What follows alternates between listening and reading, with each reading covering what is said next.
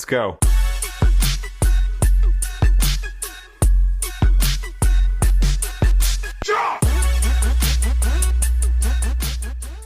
Halo bro, kembali lagi bersama gue di Jambu Film. Gimana kabar kalian yang sudah gak sabar menunggu film horor terbaru? Tenang aja, karena filmnya baru saja turun layar, jadinya baru sekarang gue bahas. Masa iya kualitas burik langsung dibahas? Kan pusing. Seperti yang kita tahu, kali ini kita akan membahas Smile 2 2024 yang merupakan kelanjutan dari film Smile di tahun 2022. Alih-alih senyum adalah ibadah, di film ini senyum adalah kemodaran. Jadi, bagi kalian yang punya istri atau tetangga yang sering manyun, anggap aja itu ujian. Oke lah, daripada kelamaan banyak cincong sampai ujung-ujungnya gibah, mending kita langsung saja masuk ke alur ceritanya. Dan seperti biasa, kalau kalian suka dengan channel ini, jangan lupa subscribe ya, biar nggak ketinggalan video menarik lainnya. Sequel kedua ini menceritakan 6 hari setelah kematian yang menimpa Rose di film Smile yang pertama. Kini, Joe yang terkena kutukan Smile berniat memindahkannya pada komplotan bandar narkoba. Setelah masuk ke markasnya, tanpa basa-basi, Joe langsung melakukan rencana pemindahan dengan meminta si botak memperhatikan aksinya. Namun, sungguh suwe, Joe pun panik saat si botak malah sekarat terkena tembakan. Karena dengan begitu, kutukan dalam dirinya tidak bisa pindah. Namun, entah kebetulan atau sudah diatur sutradara, Joe merasa lega saat melihat seorang pembeli obat haram bernama Louis menyaksikan kejadian tadi. Dengan begitu, kutukan Smile kini sudah pindah pada Louis. Meski salah target, Joe yang bodoh amat memutuskan untuk segera pergi. Sontak, Joe pun panik saat komplotan si botak mulai berdatangan.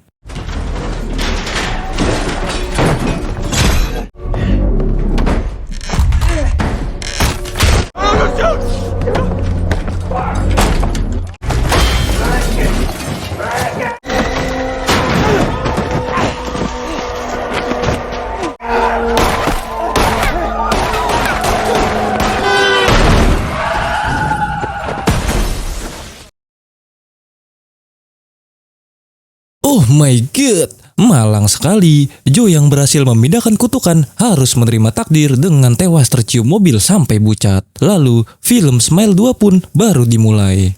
Singkat cerita beralih pada seorang penyanyi terkenal bernama Sky Riley yang sedang melakukan talk show di acara Bicit Bingit Cin. Di tengah sesi talk show, Riley berkata jika dirinya akan comeback dan melakukan tur konser setelah vakum 1 tahun akibat insiden kecelakaan bersama ayangnya. Lantas, sebelum mengakhiri acara, Riley berkata jika dirinya begitu menyesal atas insiden yang menimpanya, yang diakibatkan dirinya kecanduan obat haram. Ia yang sudah rehab berjanji akan menjadi pribadi yang lebih baik. Singkat waktu, dengan model kacamata renangnya, Riley diberitahu asistennya yang bernama Joshua jika para fansnya sudah menunggu. Seketika itu, ibu sekaligus manajernya merasa takjub dengan antusias orang-orang yang tak sabar menonton konser Riley. Di tengah sesi latihan, tiba-tiba Riley merasakan encok akibat cedera kecelakaan yang ia alami. Melihat hal itu, koreografer bernama Anton meminta Riley untuk beristirahat. Sungguh suwe, semua obat pereda nyerinya malah nyemplung ke dalam kerobokan.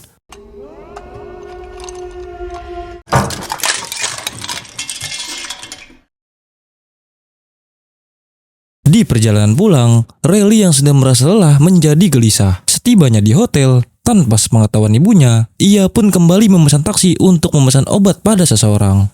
Bagaikan kerasukan Hayabuset, tiba-tiba saja pria ini menodongkan Riley dengan katana. Rupanya, orang yang Riley temui adalah Louis, si pria yang pernah bertemu dengan Joe di scene awal tadi. Di tengah kepanikan, Louis berkata jika akhir-akhir ini ia sering mengalami kejadian aneh yang di luar nalar.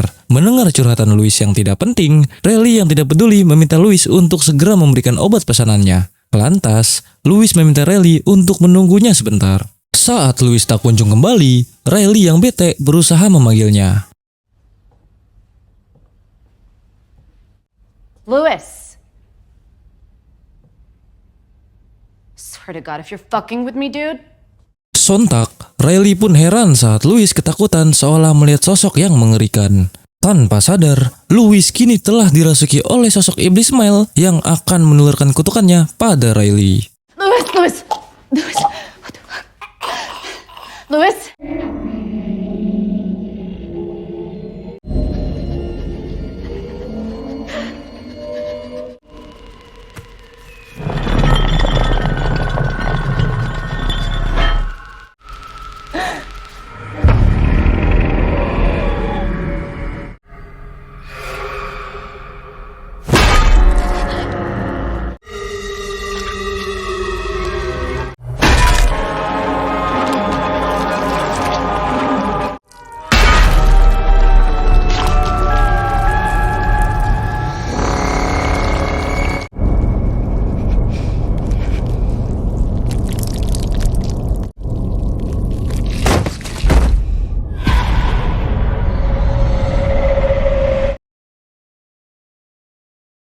Oh my god, betapa syoknya Riley saat melihat Louis mencium ekstrim besi barbel sampai mokat. Di tengah rasa syok, Riley yang panik memutuskan untuk segera pergi.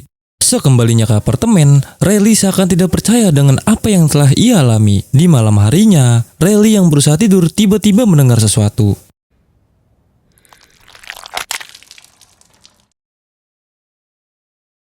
Di keesokan harinya, Riley yang masih syok terlihat sedang didandani untuk sesi foto. Melihat hal itu, si ibu bernama Elizabeth menanyakan apa yang telah terjadi. Akan tetapi, jelas saja, Riley berusaha menyembunyikannya apa yang sebenarnya terjadi. Kemudian, datang seorang PR kemanusiaan bernama Darius yang menawarkan kerjasama di acara penggalangan dana. Ia pun mengundang Riley sebagai tamu spesial untuk menginspirasi orang-orang. Mendengar hal itu, dengan senang hati, Riley menerimanya.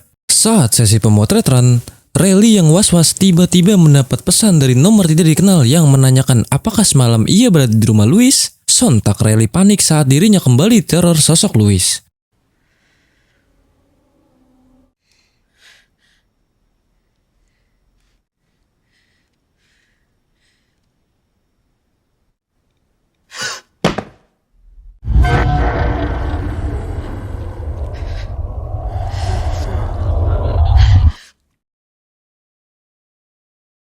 Singkat waktu, terlihat Riley sedang mengadakan acara meet and greet dengan para fansnya.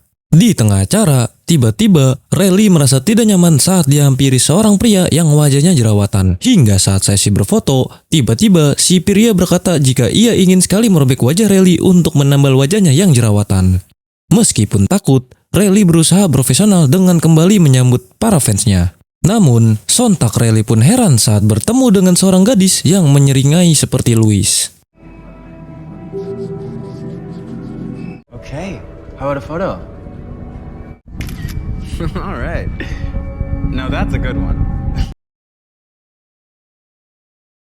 Di malam harinya, Riley berusaha menenangkan diri dengan bermain piano. Sontak, ia pun heran dengan botol minumannya yang terjatuh sendiri. Takut ada penyusup, ia pun berusaha mengecek pintu. Namun, dirasa aman, Riley langsung membawa sapu untuk membereskan beling. Betapa syoknya Riley saat melihat kaos si pria berjerawat tiba-tiba berada dalam apartemennya. Di tengah kepanikan, Riley berusaha memastikannya. Hingga setelah dicek, benar saja, ia pun semakin panik saat mendapati baju-baju si pria berjerawat berserakan lengkap dengan sempak bebalur cepirit. Untung saja, sang bestie bernama Gima datang ke apartemennya. Namun, ia pun heran saat melihat Riley seperti diteror sesuatu. Oh, rupanya, kejadian tadi hanyalah halusinasi semata. Di saat itu pula, Gemma yang kebingungan menanyakan apa yang sebenarnya terjadi. Lantas, Riley berkata jika saat ini dirinya dihantui bayangan mengerikan setelah menyaksikan Louis mendiskon umur. Dirasa Riley sedang ketakutan, Gemma pun memutuskan untuk menginap.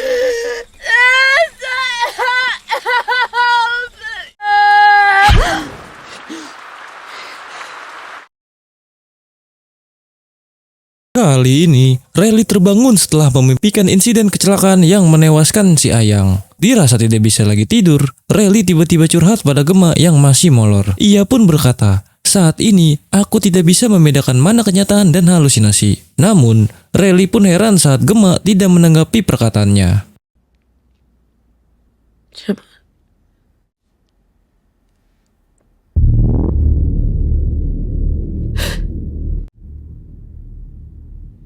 Gemma?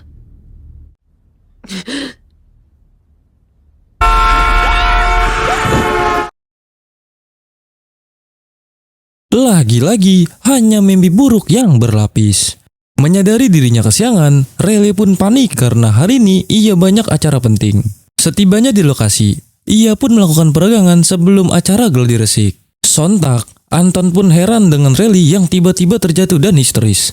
Namun, setelah melihat kakinya, lagi-lagi hal tersebut hanyalah halusinasi. Di tengah rasa tak percaya, Riley yang kesal berniat pergi ke ruangannya. Kekesalannya pun semakin memuncak saat ruangannya seperti dicak-acak monyet. Tak lama kemudian, Elizabeth pun datang dan menanyakan apa yang telah terjadi. Melihat sikap anaknya yang temperamen, Elizabeth pun curiga anaknya ini kembali mengonsumsi obat-obatan. Namun, Riley membantahnya dan berkata jika ia hanya mengalami hari yang buruk di akhir-akhir ini. Lantas, Elizabeth berusaha menenangkannya dengan meminta anaknya untuk fokus. Karena tidak lama lagi, ia harus bersiap menghadiri acara penggalangan dana di Yayasan Darius. Meski sedang merasa tidak baik-baik saja, Riley yang kepalang tanggung terpaksa harus menghadirinya. Singkat waktu, saat Riley bersiap melakukan pidato di depan para investor, ia pun kembali panik saat mendapati pesan dari nomor misterius. Saat mulai berpidato, Riley pun heran dengan teleprompter teks yang tiba-tiba macet. Dirasa tak ada cara lain, ia pun mencoba berimprovisasi. Namun, karena kehaluan yang ia rasakan semakin menjadi, pidato yang harusnya memotivasi malah menjadi ngawur. Dengan membicarakan kasus narkoba dan juga kematian pacarnya yang mengalami kecelakaan mobil. Akhirnya, para investor pun kecewa setelah mendengar pidato tersebut. Tak lama kemudian, kepanikan pun semakin melanda saat sosok pacarnya yang telah meninggal muncul di hadapannya. No, stay away from me. Paul's dead! You're not Paul! Stop smiling at me!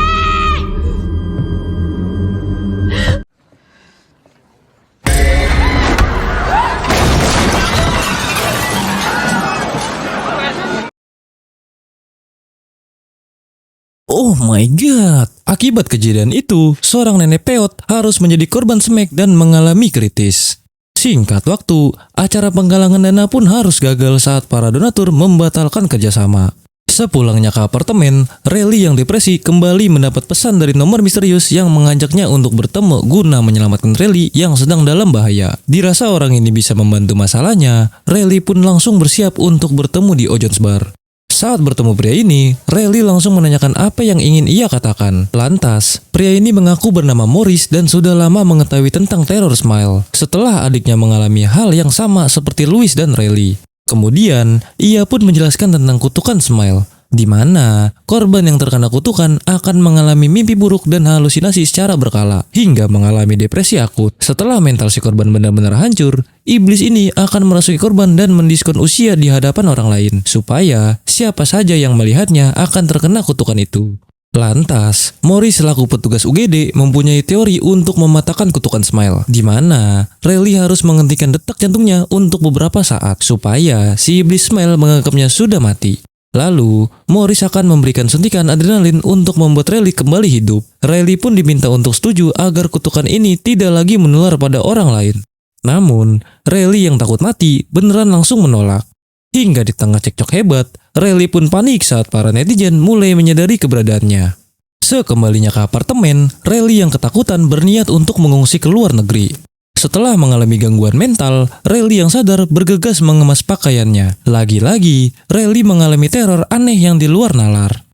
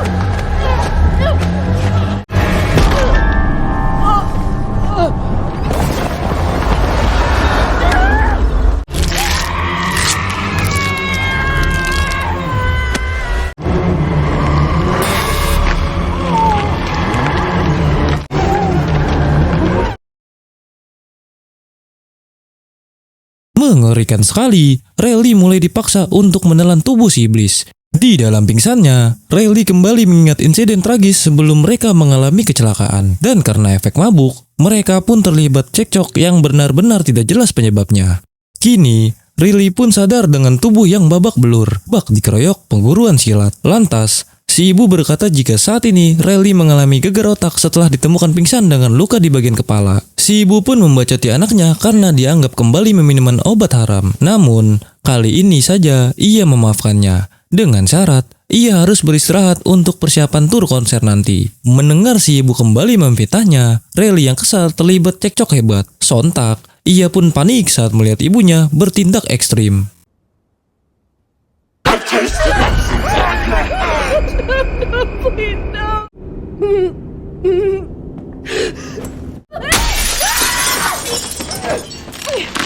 no.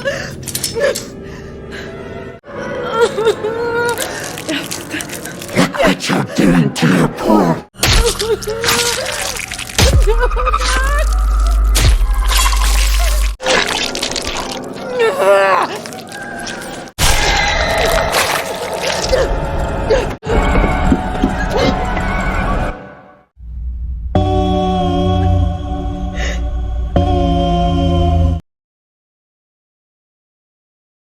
Oh my god, betapa syoknya Riley saat menyadari jika dirinya lah yang telah menghabisi ibunya sendiri. Di tengah rasa syok, Riley yang kebingungan tak tahu harus berbuat apa lagi. Hingga ia yang sudah kalut memilih untuk meninggalkan jasad ibunya dan kabur dari hotel.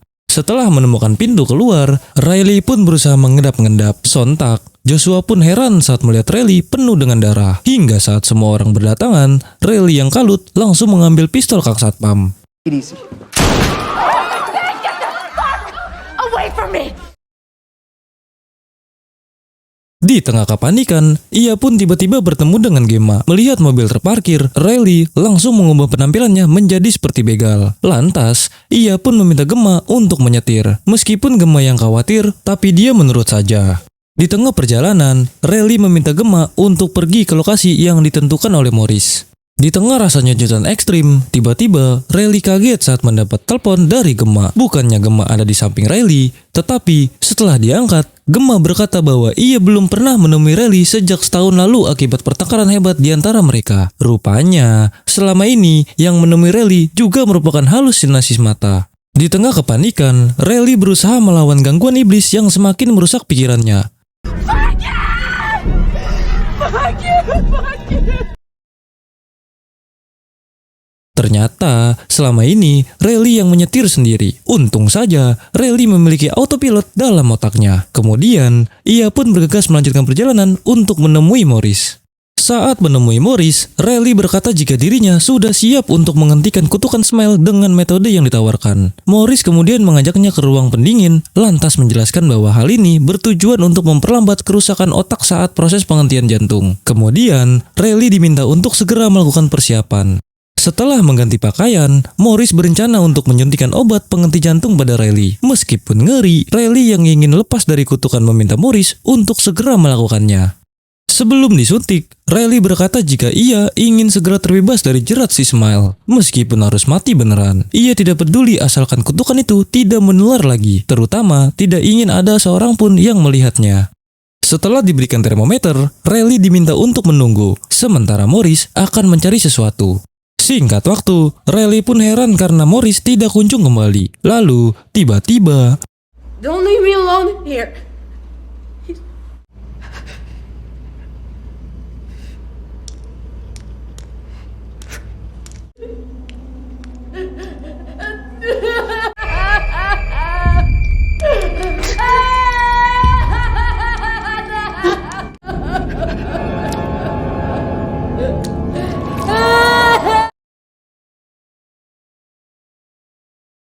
Oh my god, betapa syoknya Riley saat melihat sosok iblis yang menyerupai dirinya saat mengalami kecelakaan.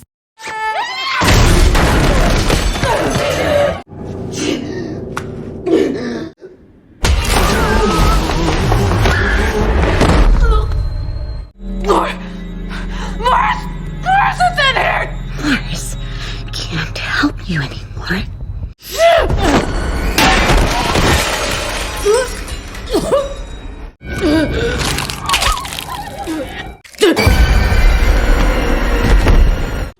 you truly are on the inside.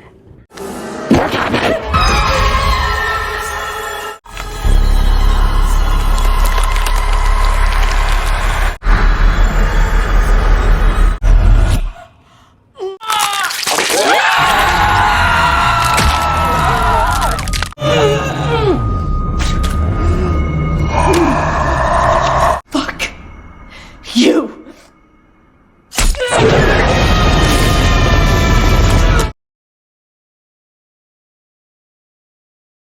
Saat Riley meminta tolong, si iblis berkata, Morris sudah tidak bisa lagi membantumu. Tengah situasi mencekam, Riley kemudian berusaha menyuntikkan penghentian jantung, mumpung tidak ada orang lain yang melihatnya.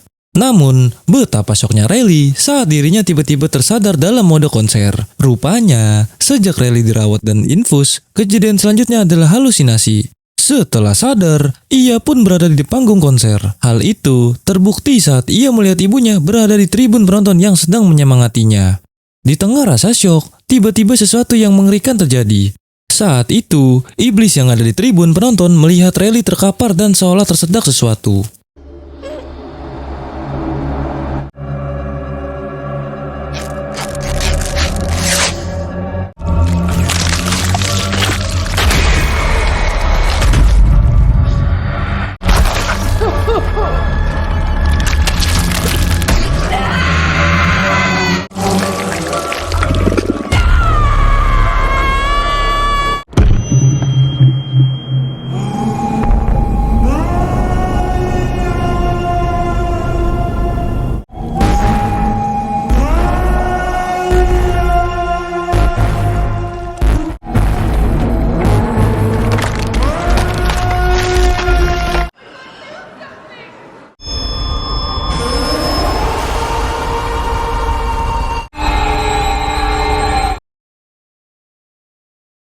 Oh my god, dari kejadian ini, si iblis pun menularkan kutukan Smile pada ribuan penonton konser. Lalu, film pun berakhir. Bagaimana? Film yang sangat mengerikan bukan?